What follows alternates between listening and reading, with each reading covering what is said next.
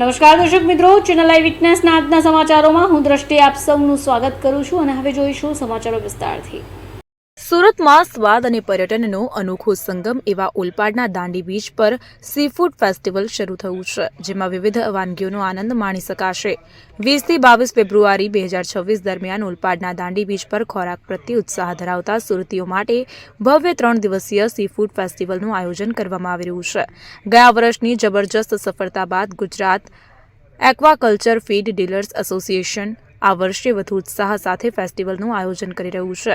Dandi C food festival 2026 20 ફેબ્રુઆરીના રોજ સાંજે 6 વાગે દાંડી બીચ પર મહાનુભાવોની હાજરીમાં આયોજિત ઉદ્ઘાટન સમારોહમાં શરૂ થયો। ઉલ્લેખનીય છે કે કોવિડ-19 રોગચાળા પહેલા આ કાર્યક્રમ સરસાણા કન્વેન્શન સેન્ટર ખાતે યોજાયો, જ્યારે ગયા વર્ષે તે સુવાલી બીચ પર યોજાયો હતો।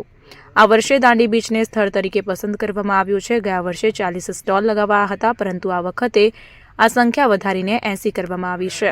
આ મહોત્સવ દરરોજ સાંજે 6 વાગે શરૂ થશે। કાર્યક્રમનો ઉદ્દેશ્ય બીચ વિકાસ અને રોજગારને પ્રોત્સાહન આપવાનો છે, જેના દ્વારા સ્થાનિક રહેવાસીઓને રોજગારીની તકો પૂરી પાડવામાં આવશે। સુરત લોકસભા સાંસદ મુકેશભાઈ દલાલ આ કાર્યક્રમમાં મુખ્ય મહેમાન હતા। તેમની સામે ગુજરાત સરકારના મંત્રી ઈશ્વરભાઈ પટેલ, ઓલપાડના ધારાસભ્ય મુકેશ પટેલ, ગુજરાત ભાજપના ઉપાધ્યક્ષ અને ભૂતપૂર્વ ધારાસભ્ય ઝંખના પટેલ, મત્સ્ય ઉદ્યોગ કમિશનર વિજય ખરાડી સહિત અનેક પ્રતિષ્ઠિત મહેમાનો હાજર રહ્યા હતા। ઉપરાંત એસઆઈબીએના ડિરેક્ટર કુલદીપભાઈ કે લાલ, સેલિબ્રિટી મહેમાનો રાજદીપ સર અને અક્ષય આનંદ, ફૂડ ઇન્ડસ્ટ્રીઝના ડેપ્યુટી ડિરેક્ટર કે આર પટની, ફિશરીઝ ડિરેક્ટર એમ કે ચૌધરી અને તાલુકા પંચાયત ઓલપાડના પ્રમુખ નીતાબેન પ્રિતેશભાઈ પટેલ, દક્ષિણ ગુજરાત ચેમ્બર ઓફ કોમર્સના ઉપપ્રમુખ અશોક જીરાવાલા અને અસંખ્ય જનપ્રતિનિધિઓ અને સામાજિક કાર્યકરો હાજર રહ્યા હતા। સાથે જ આયોજકોએ સુરત અને ઓલપાડ તાલુકાના તમામ નાગરિકો, વરિષ્ઠ નાગરિકો અને સી ફૂડ પ્રેમીઓને આ મહોત્સવમાં ભાગ લેવા આમંત્રણ આપ્યું છે। દાંડી બીચ પર આયોજિત આ મહોત્સવ માત્ર સ્વાદનો ઉત્સવ જ નહીં, પણ પર્યટન, સ્થાનિક રોજગાર અને દરિયાઈ ઉદ્યોગને પ્રોત્સાહન આપવા માટે મહત્વપૂર્ણ પહેલ છે। બ્યુરો રિપોર્ટ, ચેનલ આઈ વિટનેસ, સુરત। સુરતમાં સ્વાદ અને પર્યટનનો અનોખો સંગમ એવા ઓલપાડના દાંડી બીચ પર સી ફૂડ ફેસ્ટિવલ શરૂ થયું છે, જેમાં વિવિધ વાનગીઓનો આનંદ માણી શકાશે। 20 થી 22 ફેબ્રુઆરી 2026 દરમિયાન ઓલપાડના દાંડી બીચ પર ખોરાક પ્રત્યે ઉત્સાહ ધરાવતા સુરતીઓ માટે ભવ્ય 3 દિવસીય સી ફૂડ ફેસ્ટિવલનું આયોજન કરવામાં આવી રહ્યું છે। ગયા વર્ષની જબરજસ્ત સફળતા બાદ Gujarat aquaculture feed dealers association આ વર્ષે વધુ ઉત્સાહ સાથે ફેસ્ટિવલનું આયોજન કરી રહ્યું છે। દાંડી સી ફૂડ ફેસ્ટિવલ 2026 20 ફેબ્રુઆરીના રોજ સાંજે 6 વાગે દાંડી બીચ પર મહાનુભાવોની હાજરીમાં આયોજિત ઉદ્ઘાટન સમારોહમાં શરૂ થયો। ઉલ્લેખનીય છે કે કોવિડ-19 રોગચાળા પહેલા આ કાર્યક્રમ સરસાણા કન્વેન્શન સેન્ટર ખાતે યોજાયો, જ્યારે ગયા વર્ષે તે સુવાલી બીચ પર યોજાયો હતો। આ વર્ષે દાંડી બીચને સ્થળ તરીકે પસંદ કરવામાં આવ્યું છે। ગયા વર્ષે 40 સ્ટોલ લગાવાયા હતા, પરંતુ આ વખતે આ સંખ્યા વધારીને 80 કરવામાં આવી છે।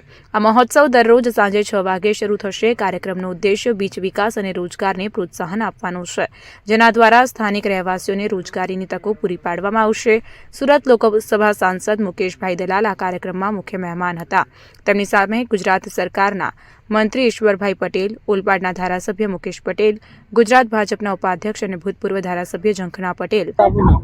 મારું નામ જિગ્નેશ ઉમાકાંતભાઈ કોન્ટ્રાક્ટર છે। આજે કઈ પ્રકારનો કાર્યક્રમ? આજે આ એક સમુદ્ર મંથન કરીને એક સી ફૂડ ફેસ્ટિવલનું આયોજન કરવામાં આવ્યું છે, જે આ દાંડી બીચ પર કરવામાં આવ્યું છે।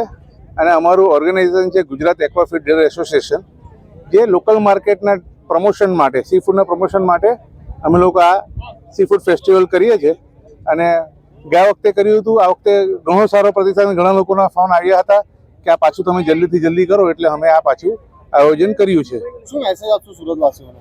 સુરતવાસીઓને અમે એમ કહેવા માંગે, તમે એક જ જગ્યાએ આખા ઇન્ડિયાની દરેક જાતની સી ફૂડની વેરાયટીઓ અહીંયા આવી અને ટેસ્ટ કરો, અને તમે બધા જ ખૂબ જ આનંદ લો। આવી ઓપોર્ચ્યુનિટી આપણને ઘર આંગણે મળી છે, તેની તક ગુમાવશો નહીં અને આવવાના છે। અને દર વર્ષે આમાં ઇમ્પ્રુવમેન્ટ થતું જ રહેશે। ગયા વખતે ખાલી અહીંયા 40 થી 45 સ્ટોલ હતા, આ વખતે 70 સ્ટોલ અમે અહીંયા કર્યા છે, અને હજુ 30-40 લોકો વેટિંગમાં હતા આ વખતે। નેક્સ્ટ એના કરતાં મોટું થશે, પણ દરેક વખતે તમને કંઈક નવું જોવા મળશે, તો દરેક વખતે આ તકનો લાભ લેશો। કઈ જગ્યા પર કરવામાં આવ્યું છે? ટાઈમિંગ શું છે આનો? ટાઈમિંગ છે સાંજે 5:30 વાગ્યાથી રાતના 12:30 વાગ્યા સુધી। આપણે શા માટે દાંડી બીચ એક એકચ્યુઅલી જોવા જઈએ તો અમારા એક્વાકલ્ચર માટે આ એક શરૂઆત આ જગ્યાએથી થઈ હતી અને અમે અહીંની આ ઋણ ચૂકવવા માંગતા હતા એટલે અમે આ દાંડી બીચથી ચાલુ કર્યું છે. લગભગ કેટલા માણસોનું એક્સપેક્ટેશન તમે 3 દિવસ દરમિયાન રાખો? 3 દિવસ દરમિયાન ઓછામાં ઓછું 80,000 થી 90,000 પબ્લિક આવશે. અને વિશેષ કાર્યક્રમો આપણે અહીંયા આગળ બીજા કયા રાખ્યા છે? વિશેષ કાર્યક્રમમાં 3 દિવસ અલગ અલગ સંગીત કાર્યક્રમ છે, ડીજેના છે પ્રોગ્રામ અને તમે જો તો first time in Surat history આપણે સેન્ડ આર્ટ્સ બનાવ્યું છે નરેન્દ્ર મોદી સાહેબનું, જેમાં નરેન્દ્ર મોદી સાહેબનો નારો બ્લુ રિવોલ્યુશન એમનું મિશન છે તેને અમે લોકોએ પ્રમોટ કર્યો છે. સેન્ડ આર્ટ બનાવ્યું આપણે નરેન્દ્ર મોદી સાહેબનું, એ આપણે એનો વિઝન શું છે કરવા પાછળ? નરેન્દ્ર મોદી સાહેબનું બ્લુ રિવોલ્યુશનનું એક મિશન છે તેને અમે લોકો અહીંયા ડિસ્પ્લે કર્યું છે કે આ એક નીલી ક્રાંતિ જે સી ફૂડ થકી આવે છે તો એને અમે લોકોએ હવે અહીંયા પ્રમોટ કરવા માટે એમને એક રીતે ઇનડાયરેક્ટલી એમને અમે આભાર વ્યક્ત કરીએ છીએ. सर आपका नाम? मैं कुलदीप कुमार, मैं डायरेक्टर हूँ central institute of brackish water aquaculture जो ICAR के अंदर है, चेन्नई में. हमारा एक सेंटर नवसारी में है जो कि यहाँ का जो ब्रैकिश वाटर एक्वाकल्चर जैसे श्रिम्प, आपके सी बास और ये इस तरह की मछलियाँ आती हैं उनके ऊपर काम करता है. और हमारा एक प्रोजेक्ट है हम गुजरात गवर्नमेंट के साथ मिलकर कर रहे हैं जिसमें कि हमने एक डेमोन्स्ट्रेट नई टेक्नोलॉजी की है जिसमें कि हम 55 टन पर हेक्टेयर तक हमने प्रोड्यूस किया झींगा हाई क्वालिटी. तो वो टेक्नोलॉजी में हम गुजरात सरकार के साथ काम कर रहे हैं. गुजरात में बहुत सारी चीज़ें नए सिरे से हुई हैं. देखिए ये तो एक तरह से मानी जाती थी वेजिटेरियन स्टेट है, पर झींगा और ये सी फूड जो है ये माना जाता है एक अच्छा हेल्दी फूड है. वर्ल्ड ओवर मतलब वो रिकमेंड किया जाता है कि अगर आपको लाइफस्टाइल डिजीज से बचना है तो आप सी फूड का इस्तेमाल बढ़ाएं क्योंकि इसमें पॉलीअनसैचुरेटेड फैटी एसिड्स होते हैं. एज ए हेल्थ फूड माना जाता है.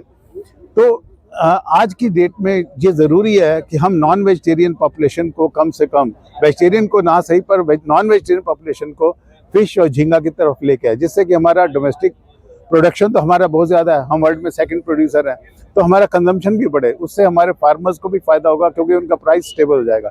इंटरनेशनल प्राइस गिरता है उससे हम स्टेबलाइज करेंगे. गुजरात में बहुत सारी चीज़ें नई हुई हैं जैसे जिग्नेश भाई ने ब्रूस्टॉक मल्टीप्लिंग सेंटर लाए मोनोडॉन का, जबकि सारा हिंदुस्तान जो है बेनामी कल्चर करता है.